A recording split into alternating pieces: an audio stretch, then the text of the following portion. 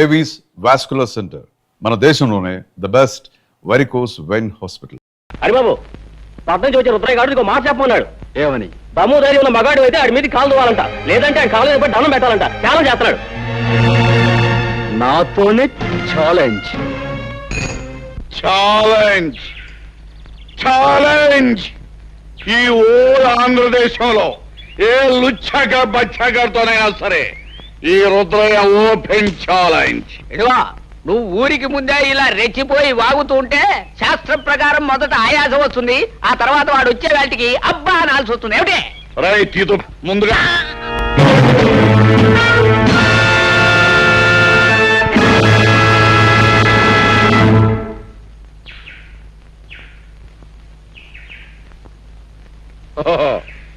నువ్వేనా లుచ్చక బచ్చగడివి? నన్నే దెబ్బతీయాలనుకుంటున్నావన్నమాట. ఆ లుచ్చ కోతలాపు. దెబ్బ తీస్తానో లేదో ఇప్పుడే చూపిస్తా. ఏయ్! అగా ప్రజలందరికీ, పెద్దలు అనిపించుకునే వారికి నేను ఒక మాట చెప్పాలి. ఈ పందెంలో నేనే నెగ్గితే నన్ను మీలో ఒకడిగా, మీ వాడిగా చూసుకోవాలి. లేకపోతే ఈ ఊరే వదిలి శాశ్వతంగా వెళ్ళిపోతాను. సమ్మతమేనా?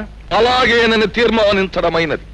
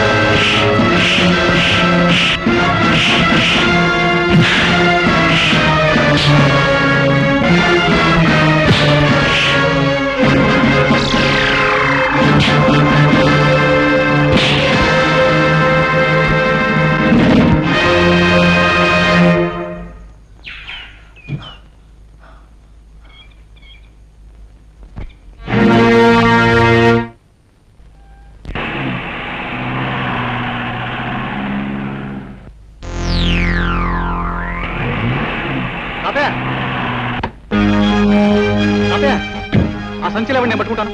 ఎవరు బాబు నువ్వు? నేను తాతయ్య, గుర్తుపట్ల నీ మనవాడిని. మనవాడు? రండి, అంతా కారులో చెప్తాను. కూర్చోండి. ఎందుకురా తిమింగలంలాగా పిచ్చి తాగుడు? ఆయన జంక్షన్ లో పట్టుకుని ఇరిసేస్తాను కలిసేస్తాను పొడిసేస్తానని ఛాలెంజ్ చేసి జంక్షన్ లో 2 కాళ్ళ మీద పడిపోయి బేరమనం సిగ్గులేదు చిచి ఆడికి కాదు సిగ్గు, ఆయన తీసుకొచ్చి పొలా పెట్టిన వాళ్ళకు ఉండాలి సిగ్గు. లుచ్చాక బచ్చా అసలే నేను నెప్పులు బాధలు మర్చిపోవడానికి తాగుతుంటే మధ్యలో నీ తిప్పుడే ఉంటా నా యాలో నేను ముక్కలుగా దరికి నీ మాంసంతో రుద్రయ్య ఈ యాలకి నా మొహం చూసుదిలే రాయుడు బాబు ఈ రుద్రయ్య పుట్టుకుతో పులి ఇప్పుడు దెబ్బతిన్న పులి ఇబ్బంది ఆగదు ఇప్పుడే ఇలా నేను నువ్వు అన్నమాట సబుగానే ఉంది కానీ ఇప్పుడు వద్దు.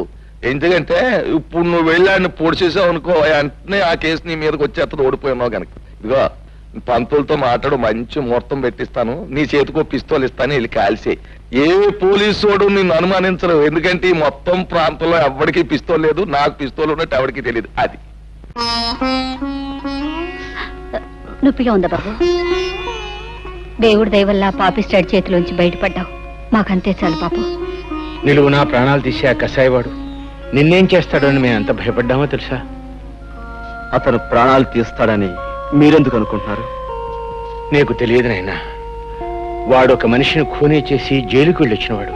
శిక్ష పడ్డ వాళ్ళందరూ నేరస్తులు కారు. సాక్ష్యాలు ఆధారాల వలన ఒక్కొక్కసారి నిర్దోషి కూడా దోషి అవుతాడు.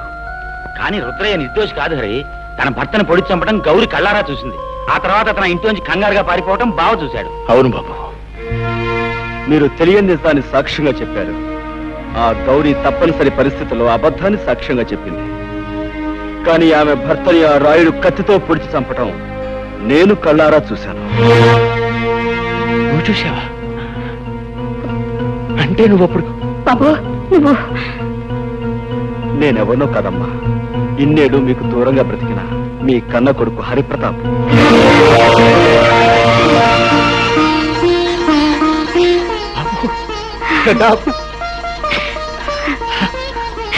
బాబు ఇన్నాళ్ళు మా కళ్ళ ముందే ఉంటూ ఈ నిజాన్ని ఎందుకు దాచావురా? నిన్ను చూసిన దగ్గర నుంచి నా కన్న మనసు ఏదో తెలియని బాధతో ఎంత తల్లడిల్లిపోయిందో తెలుసా? ఇన్నాళ్ళు ఎందుకు చెప్పలేదురా? అమ్మా, నాకు మిమ్మల్ని చూడగానే నిజం చెప్పాలని, అమ్మా నాన్న అని పిలవాలని ఎంతగానో అనిపించింది. కానీ నేనొచ్చిన లక్ష్యం నెరవేరాలంటే మనసును రాయి చేసుకోవడం తప్పనిసరైంది. నేను అనుకున్నట్టే అంత జరిగింది కనుక ఇప్పుడు మీకు నిజం చెప్పిన పర్వాలేదనిపించి చెప్పాను. నాన్న, ఆ రోజు మీకు గుర్తుందా? మాస్టర్ గారికి మామిడి పళ్ళు ఇచ్చి రమ్మని మీ దాన్ని పంపించారు.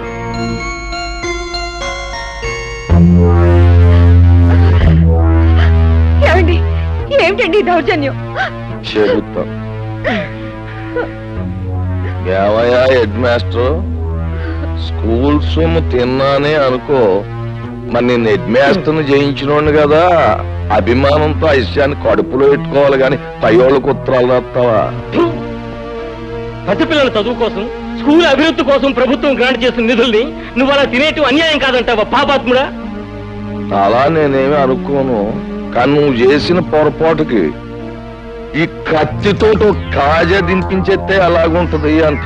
బాబు గారు, ఆయన చంపకండి, మీకు దండం పెడతాను. ఈ ఒక్కసారికి ఆయన క్షమించి వదిలేస్తే ఈ ఊరదిలే వెళ్ళిపోతామండి. ఆయన ఈ ఊరినే కాదు, ఈ లోకాన్నే వదిలి వెళ్ళిపోవాలి. మాస్టరు అయిపోయింది.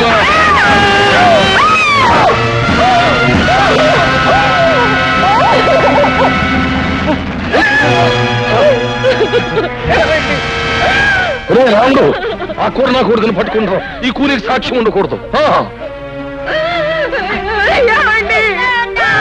ఇదిగో, ఈ సంగతి ఎక్కడైనా కూసావా నీకు నీ బిడ్డకి నీ మొగుడు గతే పడద్ది.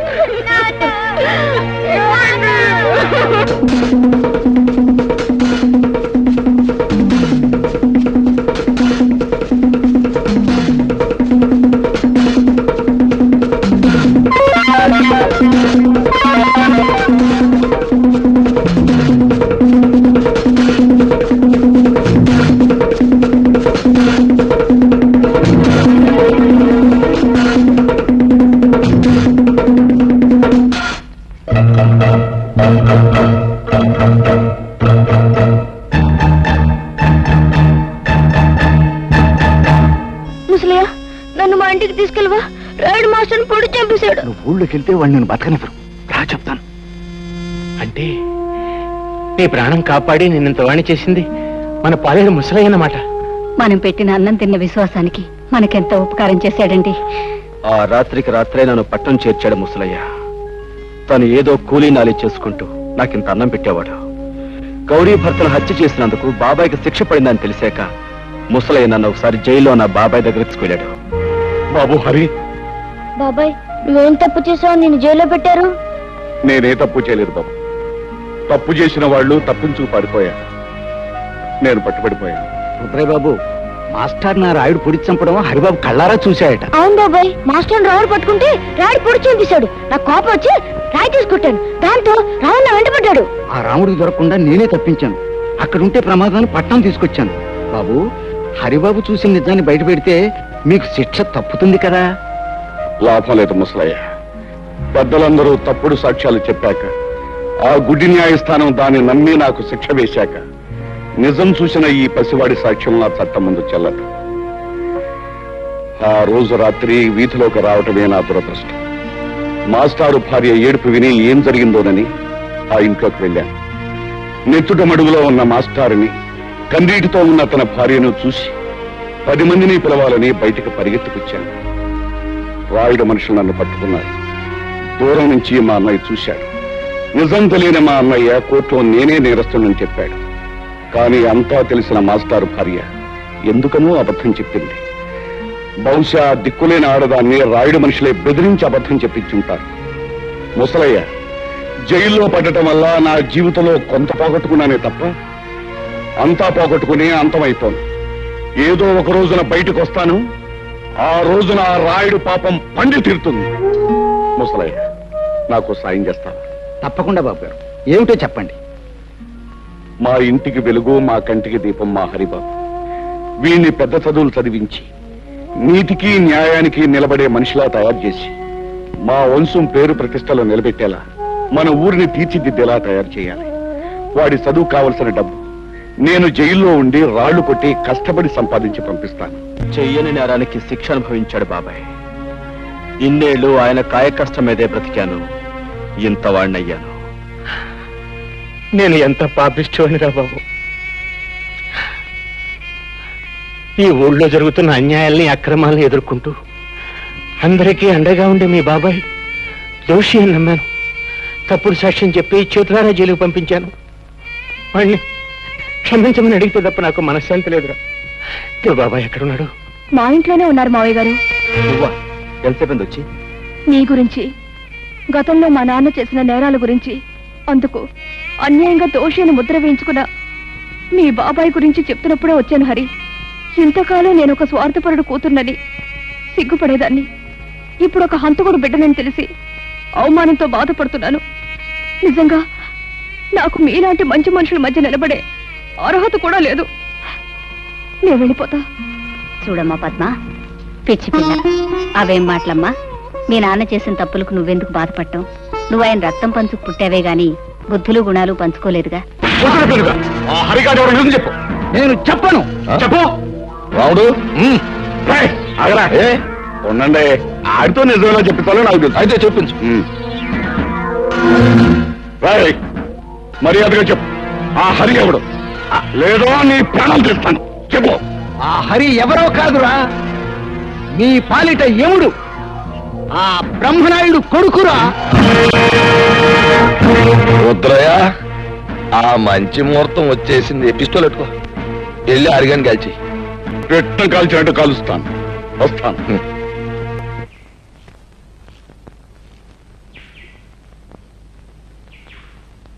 హరే హరే,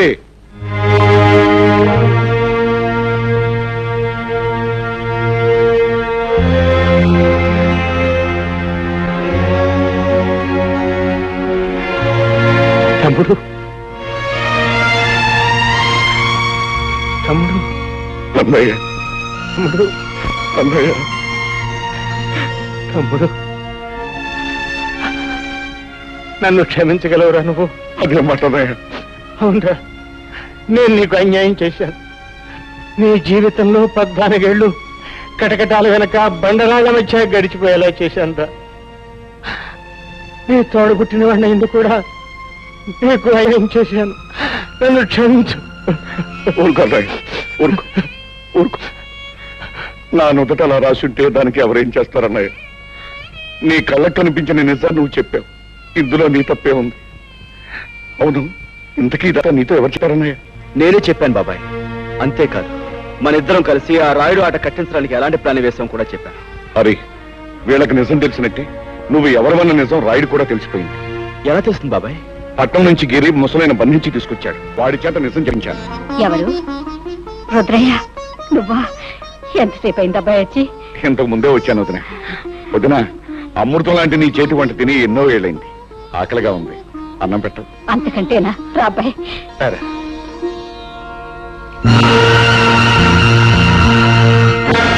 ఎరా రాముడు, నువ్వు చెప్పేది నిజమా? అవును బాబు, నా కళ్ళారా చూశాను, చెవులారా విన్నాను.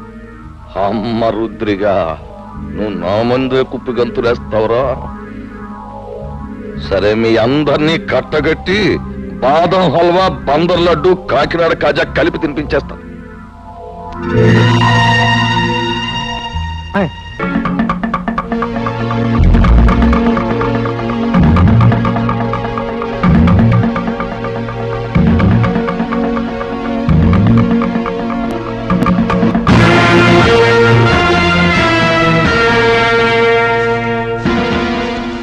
ఏంట్రా రుద్రయ్య, చలిమిడ ముద్ద తినేసి ఏనాడో సెలవు తీసుకోవాల్సిన నీ అన్నగారి కొడుకు ఊళ్ళోకి రుస్తుములా దిగి నాకే శత్రువు అయిపోయి. అవి నువ్వు వెళ్ళాడికి దప్పలం ఎట్టేరా అని నిన్ను పంపితే ఆడు నువ్వు అందరూ ఏకమైపోయి నాకేదో ఎట్టేయాలని మీరు పప్పులో కాలేశారు. నేను మొన్నే చెప్పాను కదా నా గురి తప్పదు అని. అందుకే ఈ ఏళ మీ అందరినీ పైకి పంపేయాలని తీర్మానించమైనది. అరబ్బాయా, ఇప్పుడే నీ గురించి అనుకుంటున్నావు. నీకు 100 ఏళ్ళు. మీ వాళ్ళందరూ ఇక్కడే ఉన్నారు, అందరికీ కలిపి బంతి భోజనాలు ఎత్తేస్తాను రా. రాయుడు, ఇంతకాలం అందరి చేత అన్ని తినిపించడానికి అలవాటు పడ్డ నీ చేత ఎండుగడి తినిపించడానికి రా నేనొచ్చింది. రాయుడు, నిన్నెదిరించాడని మా మాస్టర్ని పొడిచి చంపింది నువ్వు. నీ కొడుకు వల్ల నిలతప్పిన లక్ష్మిని పీక నిలివి చంపింది నువ్వు. నీ బండారం బయటపడుతున్న భయంతో మా అమ్మమ్మను ఆంబోతో చంపించింది నువ్వు. ఇన్నాళ్ళకి నువ్వు చేసిన పాపాలకు రుజువులు, నువ్వు చేసిన నేరాలకు సాక్ష్యాలు దొరికాయి కాబట్టి నీ రోజు ఎంత చూస్తాను. అవును,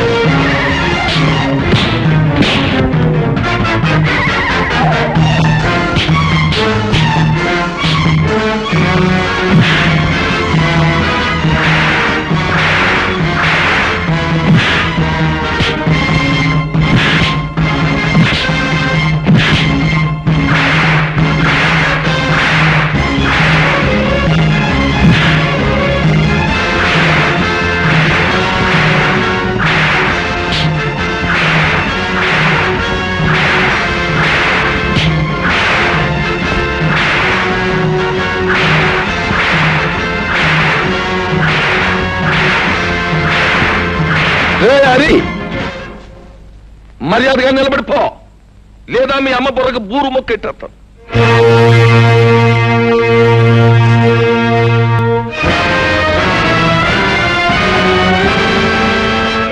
రే, నట్టుకొచ్చా చెట్టు కట్టేయండిరా.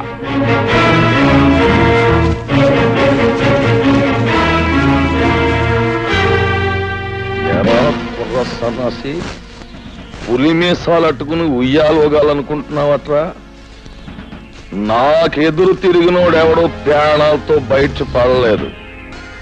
అవును, మీ మాస్టర్ నా మాట లేదని ఈ చేత్తో నేనే పొడి చంపేశాను. ఇప్పుడు ఏమంటావు? ఏట్రా, ఆ ఈరిగాడు కూతుర్ని స్వయంగా నా చేత్తో పీక బిస్కేసి చెరులో బారేశాను. ఏం చేస్తావు? చీటికి మాటికి నోరెట్టు పడిపోయా మీ అమ్మమ్మని ఆంబోతో తొక్కించి చంపించేసింది నేనే. దానికి నువ్వు ఆంబూతిని చంపావు కానీ నా జోలికేం రాలేకపోయావు కదా. ఇదిగో ఇక్కడ నేను నేరాలు చేసినా ఘోరాలు చేసినా న్యాయం గాని చట్టం గాని ప్రజ గాని ఏం మాట్లాడడానికి ఏది లేదు. అది ఊరు పద్ధతి. ఇందాక నీకు మాట ఇచ్చాను చూడు, బంతి భోజనాలు ఎడతానని. ఈ ఊళ్ళోకి నువ్వు దిగి నాకు మనశ్శాంతి లేకుండా చేసినందుకు ముందు నీకు మాంసం కొరెట్ట. వాళ్ళను చంపి నీ చేతులెందుకు మట్టి చేసుకుంటావు? ఈ హరి రుద్రయ్య చేసిన వెధపోలు ప్రజలకు తెలిస్తే వాళ్ళే వీళ్ళను రాళ్లు పుచ్చు కొట్టి చంపేస్తారు. ఏంటి తల్లి నువ్వు చెప్పేది నాకేం అర్థం కావట్లేదు. హరి మంచివాడు కాదని నాకు ముందే తెలుసు. అందుకే రహస్యంగా గమనిస్తుండేదాన్ని. ఈ రుద్రయ్య వచ్చాక ఒక రోజు ఇద్దరు కలిసి ఎవరూ లేరనుకొని కొన్ని నిజాలు మాట్లాడారు. అవన్నీ రికార్డ్ చేశాను, విను. రుద్రయ్య బాబాయ్, ఇంకా సిటీలో పోలీసులు నా కోసం గాలిస్తున్నారంటావా? ఎంత గాలిస్తే మాత్రం వాళ్ళు నిన్నే పట్టుకోగలరా? అయినా రేప్ చేసిన పిల్లను పేగరొక చంపేకి ఎందుకు వదిలేశావరా? అందుకే అది నీ గురించి రిపోర్ట్ ఇచ్చింది. అది కాదు బాబాయ్, అప్పటికే 2 హత్యలు చేస్తున్నాను. మళ్ళీ ఇంకో ప్రాణం తీయడం ఎందుకా అని ఊరుకున్నాను. ఇంతకీ రాయుడు కూతుని వదిలేసావా లేకపోతే ఓ పట్టు పట్టావా? తొందరపడక బాబాయ్, మంచోళ్ళ నటించి ముందు ఈ ఊళ్ళో అమాయకపు మొగుళ్ళు తాలూకు పెళ్ళాలను సరిచేస్తున్నాను. సమయం చూసి ఆ రాయుడు కూతురు కూడా ఓ పట్టు పడతాగా. అమ్మ బ్రహ్మన్న కొడక, నీ వెనకాల ఎంత పాపిష్టి చరిత్ర ఉందా? హత్యలు మానభంగాలు శాస్త్ర ప్రకారం వీడికి వెన్నతో పెట్టిన విద్యలన్నమాట. ఏమిటే నాన్న, రేపు రచ్చబండ దగ్గరికి ఊరందరినీ రమ్మనండి. ఈ నీచులిద్దరినీ నిలబెట్టి ఈ టేప్ వినిపిస్తే చాలు, వాళ్లే వీళ్ళ దుమ్ము దులుపుతారు. కరెక్ట్. ఉప్పు నా కూతుర్ని అనిపించుకున్నావమ్మా. ఇవాళ లింగం పంతులు, అయ్యా, ఊళ్ళో పిల్ల మేక అందరినీ రచ్చబండ దగ్గరకు వచ్చేమని టౌ కొట్టించేయండి. ఇదిగో ఆ రుద్రయ్య గారిని ఎరిగాన్ని బండి కట్టించి ఈడ్చుకుని జనం దగ్గర తీసుకురండి. ఊరంతా మైకులు ఎట్టేయండి. స్పీకర్ పండుగ అయిపోవాలి. నడండి.